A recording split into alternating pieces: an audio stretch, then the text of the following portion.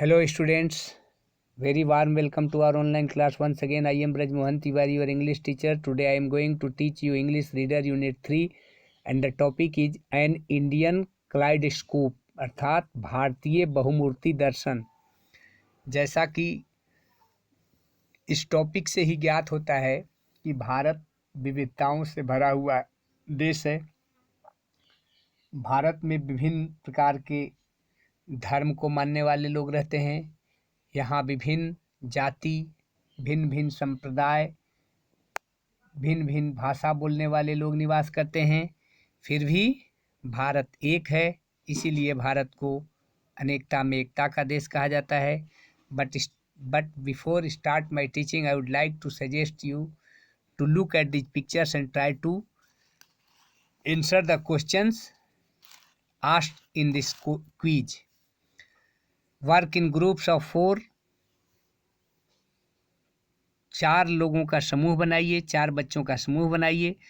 Identify the event, dance, food, style of painting और places in the pictures.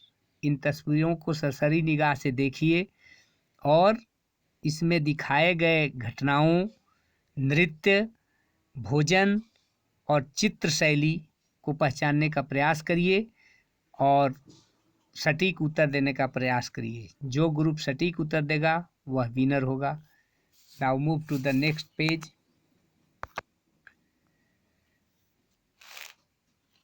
Section 1 and the title of the story is on being an Indian, यानी भारतीय होना।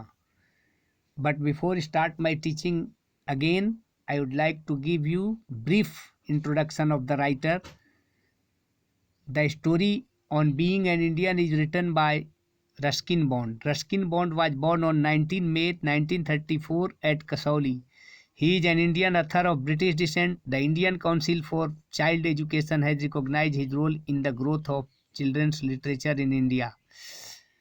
He was awarded the Sahitya Academy Award in 1992 for Our Trees Still Grow in Dehra, his novel in English. Ruskin Bond wonders why some Indians are only too eager to pack up and go off to some foreign land. Ruskin bond को बड़ा आश्चर्य होता है जब उन्हें यह ज्ञात होता है कि बहुत से भारतीय ऐसे हैं कि जब उन्हें अवसर मिलता है भारत छोड़कर विदेश जाने का तो वो बड़े उत्सुक रहते हैं भारत छोड़कर जाने के लिए। Although sometimes mistaken for a foreigner, he feels comfortable with his Indianness. यद्यपि कभी कभी लोग उनके ब्रिटिश डिसेंट के, ब्रिटिश मूल के होने के वजह से उन्हें विदेशी मान लेते हैं, फिर भी रस्किन बॉन्ड अपने आप को भारतीय होने पर ज़्यादा सहज महसूस करते हैं। Let us start now.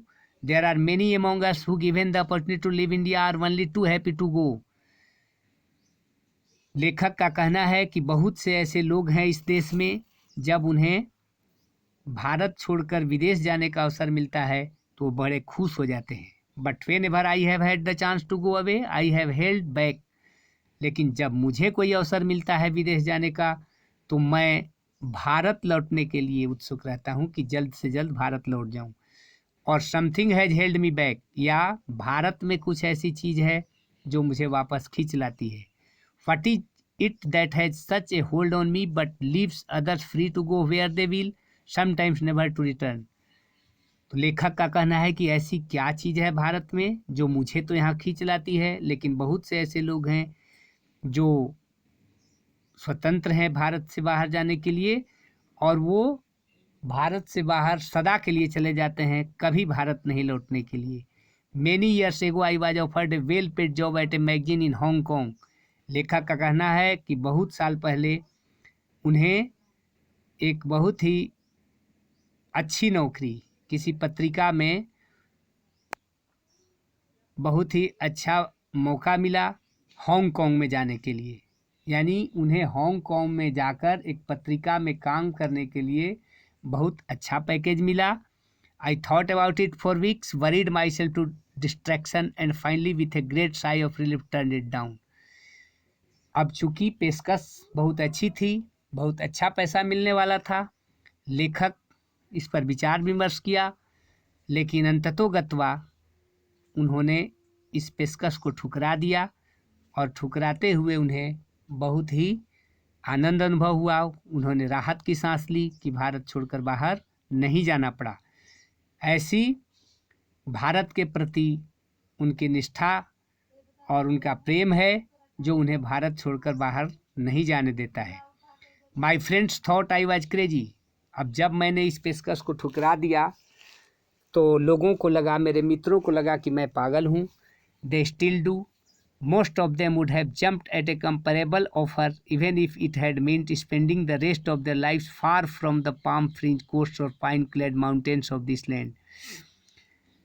लेखक का कहना है कि उनके दोस्तों में से अनेक सोचते हैं कि यदि इसकी तुलना में उन्हें थोड़ी कम राशि की पेशकश भी मिले तो वो सदा के लिए भारत छोड़कर चले जाएंगे, इस धरती के प्रेम को ठुकरा देंगे। Many friends have indeed gone away never to return, except perhaps to get married very quickly before they are off again. और उनके अनेक दोस्त ऐसे भी थे जो सदा के लिए भारत छोड़कर चले गए, वहीं पर शादी कर ली और वहीं पर बस गए। Don't they feel homesick? I wonder. I am almost paranoid at the thought of going away and then being unable to come back. और यह सोचकर मैं डर जाता हूँ कि मुझे देश छोड़कर जाना पड़े, कभी वापस नहीं आने के लिए। This almost happened to me when as a boy I went to England, longed to return to India but did not have money for the passage. लेखक का कहना है कि ऐसा उनके साथ अक्सर हो जाता था। लेखक अपनी एक घटना बता रहा है कि जब मैं इंग्लैंड गया तो वहाँ से भारत आने के लिए मैं बहुत उत्सुक था, लेकिन यात्रा के लिए पैसे नहीं थे। For 2 years I worked and slaved like a miser until I had enough to bring me home. तो जब भारत आने के लिए मेरे पास पैसे नहीं थे, लेखक का कहना है कि तब मैंने वहाँ कंजूसी की, पैसा बचाना प्रारंभ किया और भारत लौटने के लिए कड़ी मेहनत की। And home was not parents and brothers and sister. घर का मतलब लेखक के लिए माता पिता और भाई ही या बहनें नहीं। They were no longer here, home for me was India. उनके लिए घर भारत था, यानी लेखक भारत को ही अपना घर मानते हैं। So what is it that keeps me here.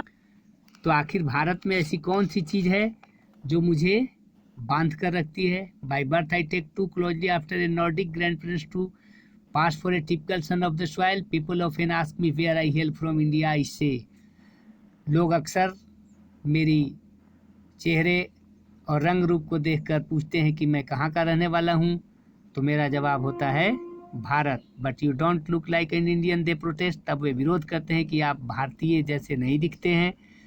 तब लेखक कहता है कि I am a red Indian, मैं एक रेड इंडियन हूँ, यानी अमेरिकी मूल का, यानी अमेरिकी जो होते हैं, जो अमेरिका के मूल निवासी होते हैं, उन्हें रेड इंडियन कहा जाता है।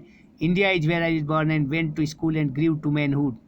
लेखक का कहना है कि भारत वह जगह है जहाँ मेरा जन्म हुआ, जहाँ मैं स्कूल गया और यहीं बढ़ते हुए वयस्क बना।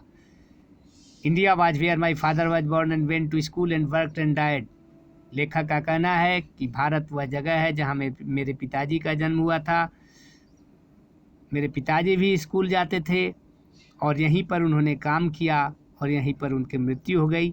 Surely that entitles me to a place in the Indian sun. और ये सारी चीज़ें मुझे भारत की भूमि से प्यार करने के लिए मुझे प्रेरित करता है। If it does not I can revert to my mother's family and go back to the time of Timur the lame. Timurlang का जिक्र करते हैं लेखक। तैमूरलंग एक तुर्किश मूल का आक्रांता था जिसने 1398 ईस्वी में भारत पर आक्रमण किया था। Now move to the next page. It must be the land itself that holds me.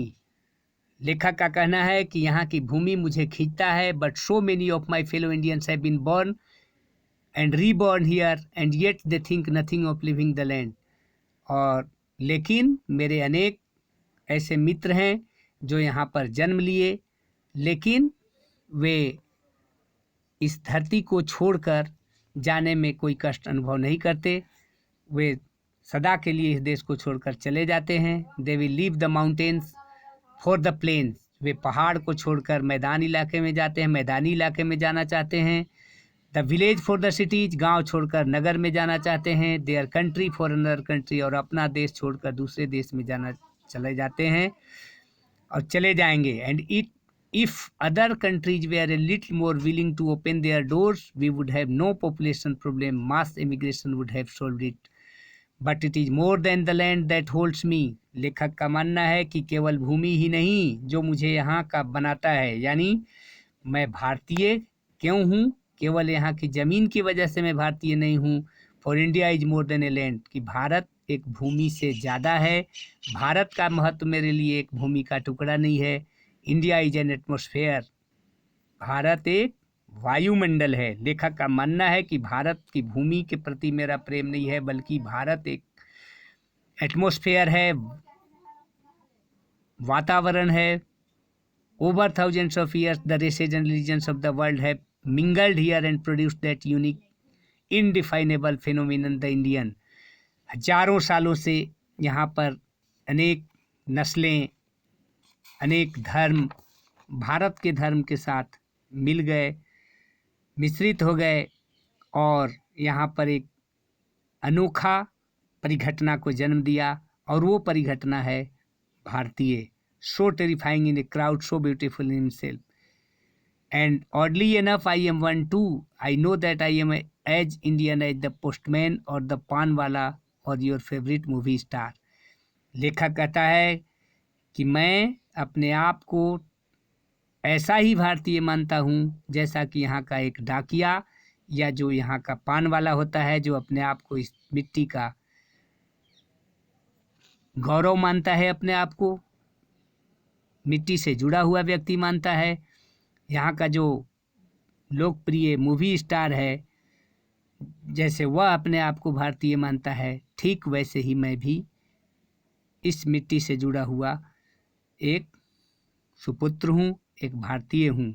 Race did not make me an Indian. लेखक का कहना है कि नस्ल मुझे भारतीय नहीं बनाता, बट हिस्ट्री डिड। लेकिन यहाँ का इतिहास जो है वो मुझे भारतीय बनाता है। And in the long run it's history that counts. और लंबी अवधि में यदि देखा जाए तो नस्ल नहीं बल्कि इतिहास ही मायने रखता है। I think you will have understood the story. Read the story once again, pick out difficult words and try to find the meaning using a dictionary. We will meet in next video. Till then take care of your health. Namaskar.